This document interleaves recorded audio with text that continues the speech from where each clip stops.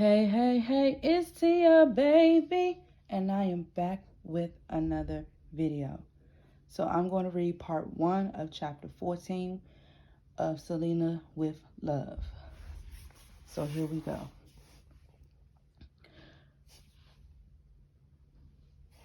Radio station KEDA-AM broke the news of Selena's death first. From there, the news traveled fast. Mourners began arriving from all over. They drove, walked, and rode bicycles past our house on Bloomington Street. Many stopping to create a shrine to Selena in front of our chain link fence with balloons, colored ribbons, stuffed animals, drawings, photographs, scribbled notes, flowers, and flags from all over. Now, I get that they trying to, send their condolences, but I think that doing that at the residence of Selena is a little bit overwhelming because her husband Chris at the time still was living there. So seeing that all of that is like a smack in the face with him, smack of reality. It's like every time he leaves the house, he sees that, and so I think that was, even though their heart was in the right place, I think that was, they didn't think that through when they was putting all that stuff on their fence, because he was grieving at the time. And I think that may, I mean, I'm not trying to speak for him, but I know if that was me, Lord forbid, you know, I see that consistently. Like every time I leave my house, I would feel sad because it's like right there. So, and it's like a constant reminder. But I mean, I'm not saying that they were wrong for doing that. I just think they didn't think it through when they did that, because somebody still lives there, well, at that time. But let's go. Continue. At one point, the line of cars wrapped around 5 blocks. Selena had been loved by everyone, from young children who loved to dance, to Bitty Bitty Bum Bum, to elderly Tejano fans. Now they were pouring out their love and grief. The boutiques in Corpus and San Antonio were transformed into shrines as well, and anguished fans held candlelight visuals around the country. Most of the cars in Corpus Christi drove with their headlights on. Fans also left notes and messages on the door of room 158 of the days in which Selena was killed. Selena's album's cassettes rapidly disappeared from stores as Texas radio stations played her music nonstop. Grieving fans phoned the radio stations to read poetry for Selena on air, and other Tejano artists shared their memories of her with the media. Mourners gathered in other cities around the world as well. In Los Angeles alone, 4,000 people gathered at the Sports Arena Memorial to honor Selena. The mourners continued to stand outside our house for months after Selena's death. Sometimes, even at night, they were in the street all of the time. It didn't matter. I didn't want to go out anyway. The night before Selena's funeral, we held a viewing for the family and close friends at the funeral home. I hadn't yet seen Selena's body. I sat in the front row, maybe 10 feet away from the casket, unable to look anywhere but at a spot on the floor, maybe to a foot in front of my feet. I sat there with her family, just staring at that spot, feeling Selena close but not able to look at her, much less approach the casket. I was paralyzed by grief. "Come on, Chris," everyone urged me. "You need to say goodbye." "Man, I don't want to do that," I told them. "I can't see her like this." Everything felt surreal, and the whole business at the funeral home, which was packed with people, with many more lined up outside all night to get inside, felt like a spectacle to me. I hadn't had any time alone with Selena. I was clutching the ring I had bought for Selena to celebrate our second wedding anniversary. The ring I hid in her pillowcase in Jamaica. I had it on one of my fingers and kept twiddling it around in my hand. Selena's family, meanwhile, did a wonderful job of talking to the people who came to pay their respects. When the viewing hours were over, her Uncle Isaac came over to me and said, "Chris, you haven't gone up to see her. Why not?" I was crying. I can't, I said. I can't go up there and see her. Come on, he said gently, and then Isaac literally picked me up from off the chair by hooking an arm around my shoulders. I didn't resist. As we walked to the casket, though my legs started shaking so badly that I nearly collapsed. I hadn't eaten anything in 2 days, and my clothes was already falling off my body. You know what? Isaac said, stop right here for a minute. I'm going to get everybody out of the room. It's going to be just you and her, son. I halt next to him. I couldn't have gone anywhere without his support anyway. Just as he promised, Isaac announced, everybody out, please. We need privacy here. Now that,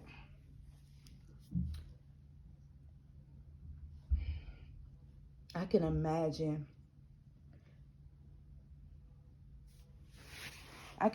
what he was feeling. I can't imagine. I'm not gonna say I can't imagine.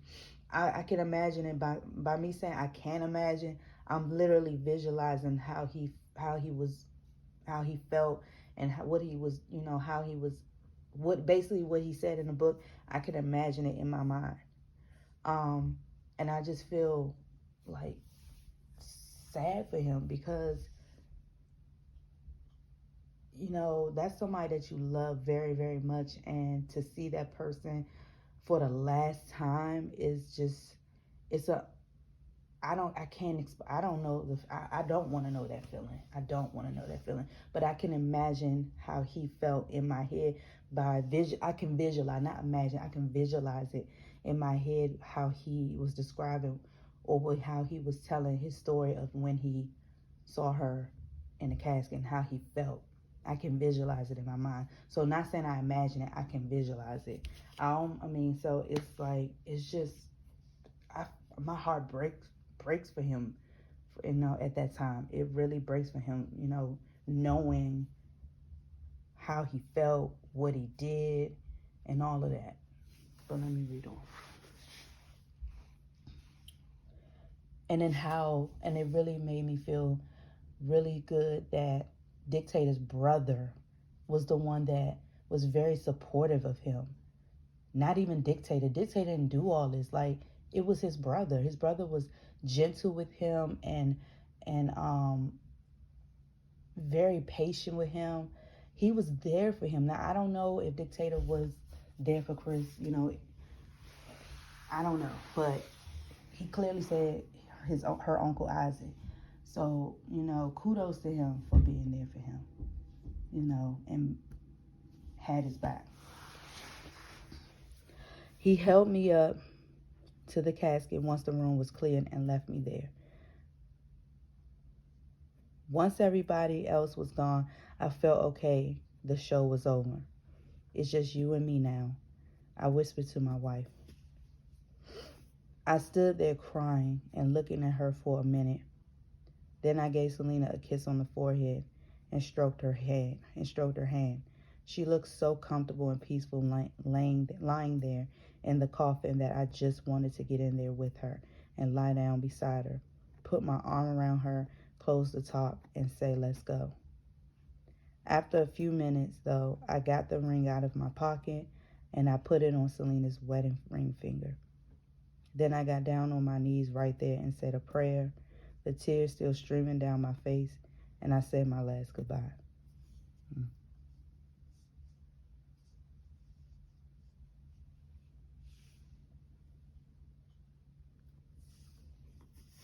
The next day, we held Selena's funeral at Seaside Memorial in Corpus Christi.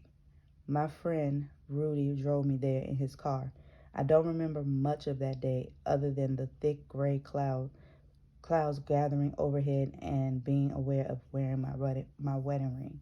I was in too much of a daze to notice much beyond my small circle of pain. I had already said goodbye the night before at the funeral home, so at the actual cemetery, there was actually nothing left inside me.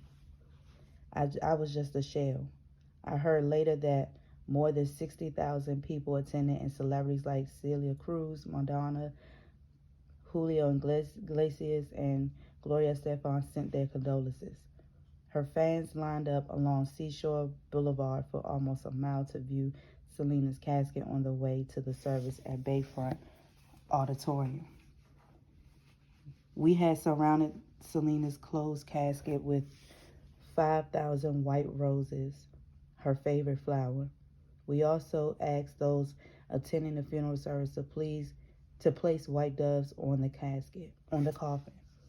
By the time Selena was buried, a 2-foot pile of roses was piled on top of the coffin.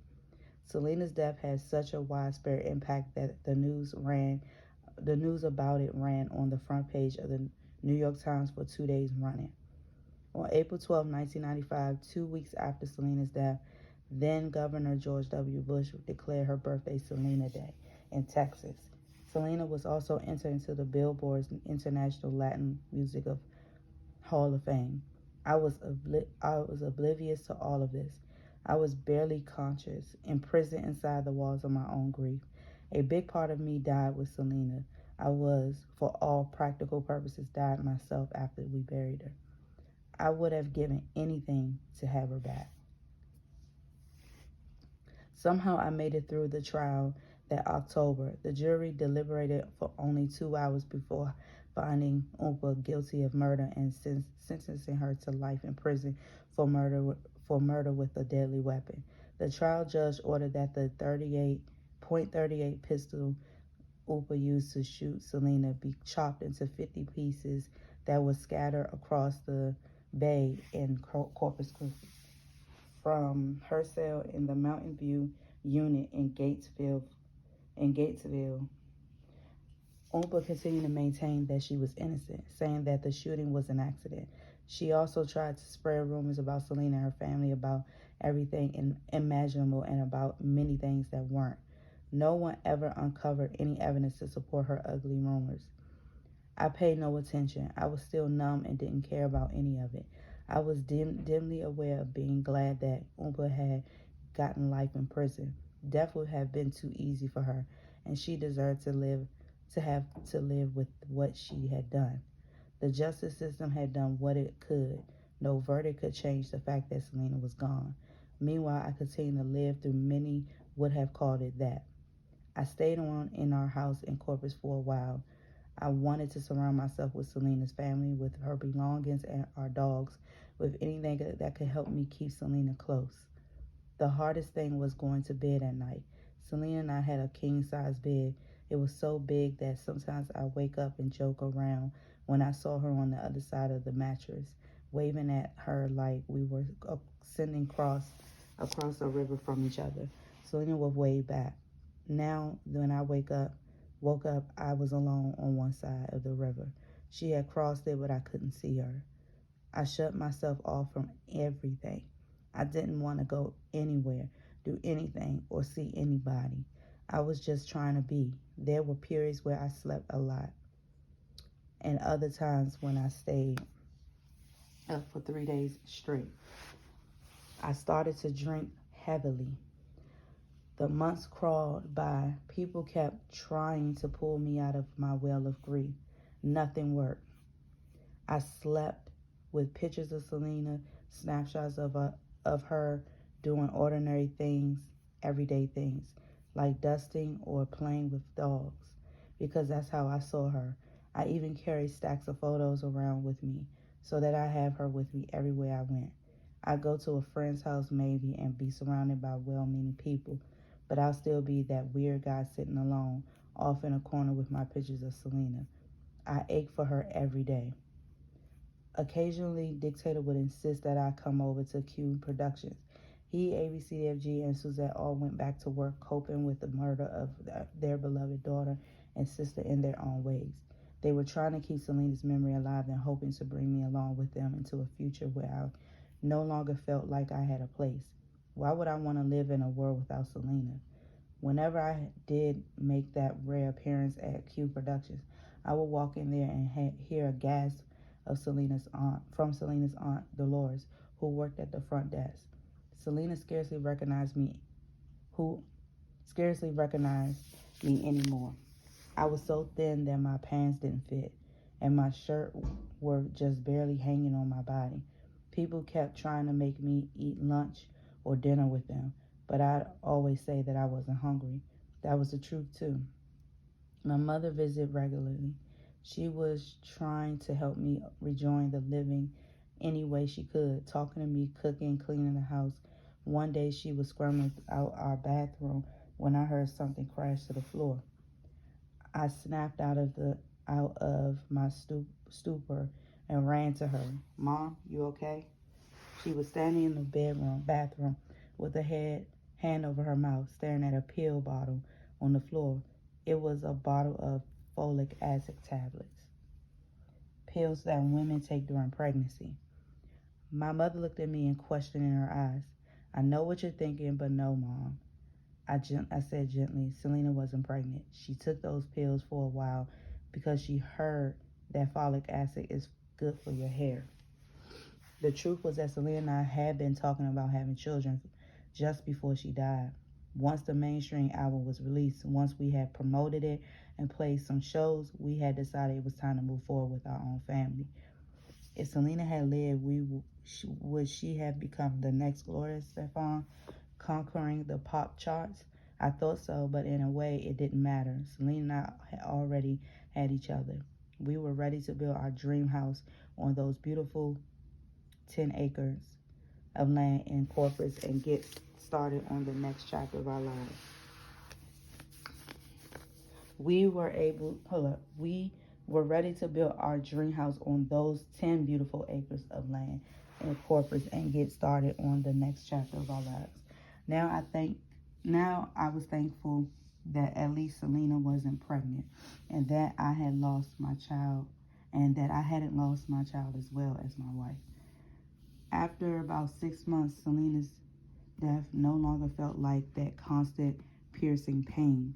Instead, I had an empty, hollow, sad feeling that I imagined would never go away, punctuated by silent howls of despair when something reminded me on a deeper level that Selena was really gone. Like when I picked up the phone to call her and realized how much I missed hearing her voice. I tried to dull my emotions with drugs and alcohol, slipping further out of the life that seems so pointless now. Occasionally, though, I began to have moments when I forced my grief into a corner and tried to start over. She wouldn't want you to do this, I remind myself. You have to keep on living for her. When I could, I wrote a little music and lost myself in my guitar. Somehow this was possible. I could express my grief through music when words just wouldn't do it. Around this time, I met charismatic, talented singer named John Garza, who became my friend and in many ways my protector during my darkest times. John moved into my house and made sure that I made it home in one piece each night, no matter what I did to escape the body that trapped my soul inside it, preventing me from joining Selena. John and I started working on music together, just a little bit here and there. I admired John's voice because whenever he sang, he seemed as if he could convey the rush of feelings behind the words I was writing. John didn't know me before Selena passed. He saw the crazy lifestyle I was leading, but to his credit, he never judged me or made me feel bad about the things I was doing to myself. He understood that I was going through and simply watched my back as I struggled to find some meaning in life again, even though I was looking for that meaning in all the wrong places. Once John and I found ourselves in a hotel in San Antonio, I was occupied with some football game that was about to start. We didn't have any alcohol, so I said, dude, I'm going to go out and get some beer real quick. We took off from the hotel. I was in a hurry because I didn't want to miss the kickoff. I started jogging across the parking lot, John maintaining a steady pace beside me. All of a sudden, I realized that my mouth was moving, but no sound was coming out. I knew that I was talking, yet I couldn't hear anything but this incredibly noisy wind in my ear, or maybe it was inside my head. I stopped, running and froze in place. John stopped beside me. What's wrong? He said. My heart stopped, I said. Ja put his hand on my chest. There was nothing, he said. No sound. Then suddenly, boom, boom, my heart started beating again, and my heart returned. I went right on over to the liquor store and bought some beer. That's the state of mind I was in. So I'm going to stop here and read the last 17 pages of Selena with Love tomorrow. Peace.